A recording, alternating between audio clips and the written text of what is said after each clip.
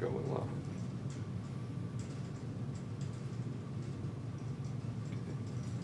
Good morning, boys and girls. I'll be reading to you The Sleep Book by Dr. Seuss.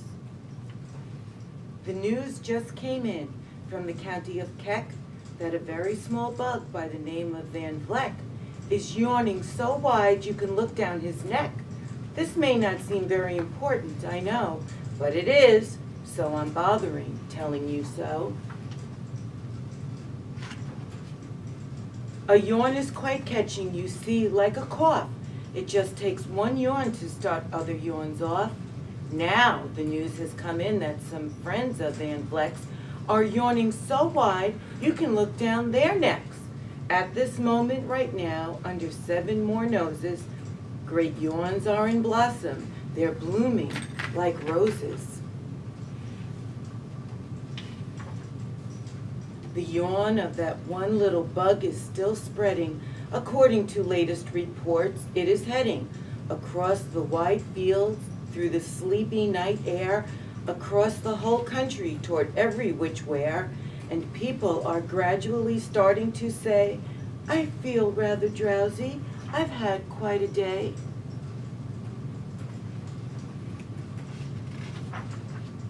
Creatures are starting to think about rest.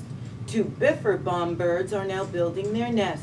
They do it each night, and quite often I wonder how they do this big job without making a blunder.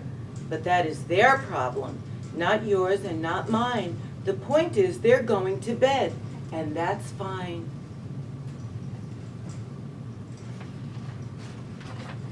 Sleep thoughts are spreading throughout the whole land. The time for night brushing of teeth is at hand.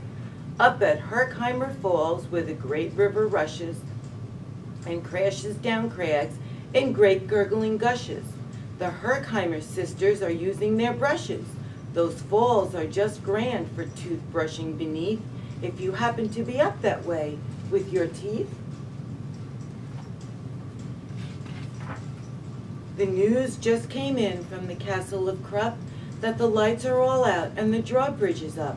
And the old drawbridge drawer just said with a yawn, my drawbridge is drawn and it's going to stay drawn till the milkman delivers the milk about dawn. I'm going to bed now, so nobody better come round with a special delivery letter. The number of sleepers is steadily growing. Bed is where more and more people are going.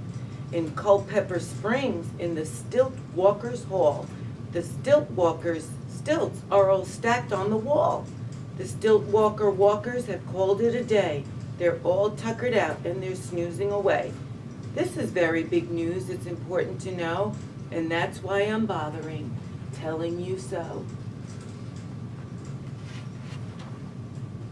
Way out in the west, in the town of Merced, the Hinklehorn Honking Club just went to bed.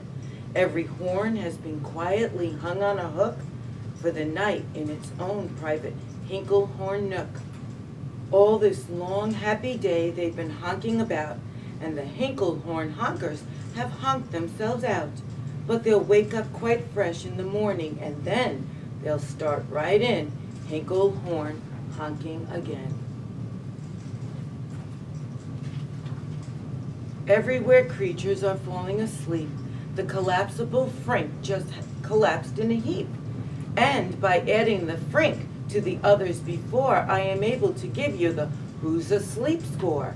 Right now, 40,404 creatures are happily, deeply in slumber. I think you'll agree that's a whopping fine number. Counting up sleepers? Just how do we do it? Really quite simple, there's nothing much to it. We find out how many, we learn the amount by an audio-tele-o-talio count. On a mountain halfway between Reno and Rome, we have a machine in a plexiglass dome which listens and looks into everyone's home, and whenever it sees a new sleeper go flop, it jiggles and lets a big ol' ball drop. Our chap counts these balls as they plop in a cup, and that's how we know who is down and who's up. Do you talk in your sleep?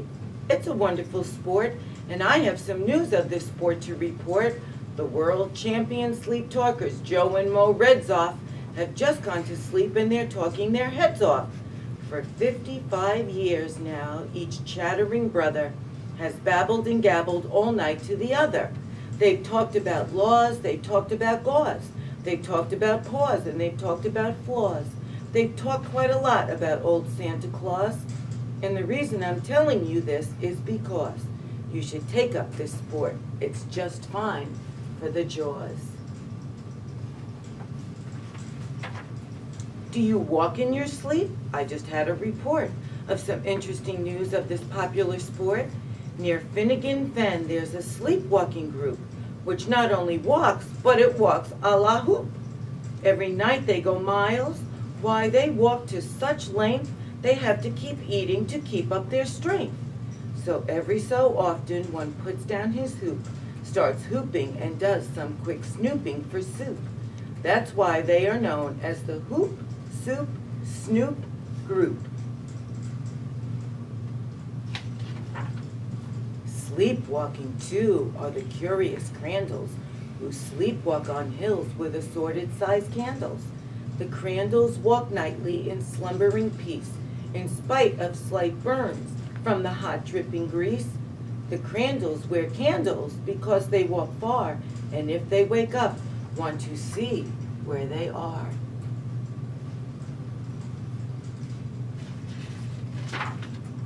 Now the news has arrived from the Valley of Vale that a Chippendale mupp has just bitten his tail, which he does every night before shutting his eyes. Such nipping sounds silly, but really it's wise. He has no alarm clock, so this is the way he makes sure that he'll wake at the right time of day. His tail is so long, he won't feel any pain till the nip makes the trip and gets up to his brain. In exactly 8 hours, the Chippendale mupp will at last feel the bite and yell, "Ouch!" and wake up. A Mr. and Mrs. J. Carmichael Crocs have just gone to bed near the town of Fort Knox, and they, by the way, have the finest of clocks. I'm not at all sure that I quite understand just how the thing works with that one extra hand, but I do know this clock does one very slick trick. It doesn't tick-tock. How it goes is tock-tick.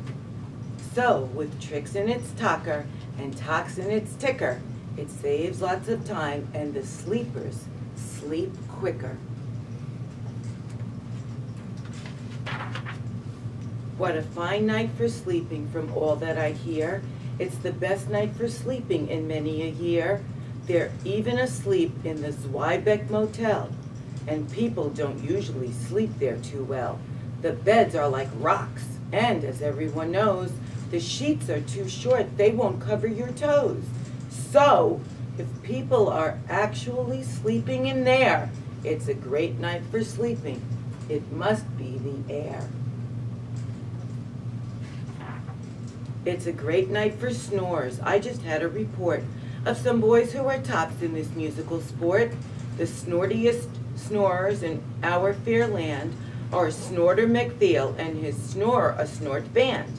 This band can snore Dixie and Old Swanee River so loud it would make 40 elephants shiver. The loudest of all of the boys is McPhail. He snores with his head in a 3-gallon pail. So they snore in a cave 20 miles out of town. If they snored closer in, they would snore the town down. Do you know who's asleep out in Funa Laguna? 2 very nice Funa Laguna baboona. They've added them into our Who's Asleep count, which has grown to a really amazing amount. Exactly 8,808,000 creatures are sleeping now. Isn't that great? A Jed is in bed, and the bed of a Jed is the softest of beds in the world, it is said. He makes it from pom-poms he grows on his head, and he's sleeping right now on the softest of fluff, completely exhausted from growing the stuff. The news has come in from the district of Doft that 2 oft are asleep, and they're sleeping aloft. And how are they able to sleep off the ground? I'll tell you. I weighed one last week, and I found that an oft is so light, he weighs minus 1 pound. A moose is asleep, he is dreaming of moose drinks. A goose is asleep, he is dreaming of goose drinks. That's well and good when a moose dreams of moose juice, and nothing goes wrong when a goose dreams of goose juice. But it isn't too good when a moose and a goose start dreaming they're drinking the other one's juice.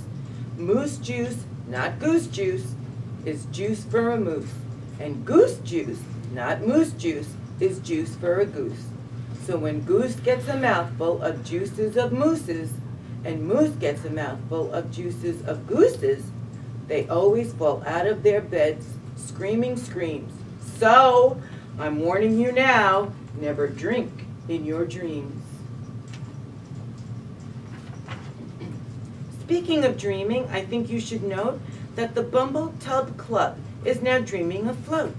Every night they go dreaming down Bumble Tub Creek, except for one night every 3rd or 4th week when they stop for repairs because their bumble tubs leak. But tonight they're afloat, full of dreams, full of bliss, and that's why I'm bothering telling you this. At the fork of a road in the Vale of Van Bode, 5 foot-weary salesmen have laid down their load. All day they've raced around in the heat at top speeds, unsuccessfully trying to sell ziffers off seeds, which nobody wants because nobody needs. Tomorrow will come, they'll go back to their chore, they'll start on the road, ziffers offing once more. But tonight they've forgotten their feet are so sore, and that's what the wonderful nighttime is for. Everywhere creatures have shut off their voices, they've all gone to bed in the beds of their choices. They're sleeping in bushes, they're sleeping in crannies, some on their stomachs and some on their fannies. They're peacefully sleeping in comfortable holes, some even on soft-tufted barbershop holes. The number of sleepers is now past the millions. The number of sleepers is now in the billions. They're sleeping on steps and on strings and on floors, in mailboxes, ships, and the keyholes of doors. Every worm on a fishhook is safe for the night. Every fish in the sea is too sleepy to bite. Every whale in the ocean has turned off his spout. Every light between here and Farfoodle is out. And now, adding things up, we are way beyond billions. Our who's asleep score is now up in the zillions.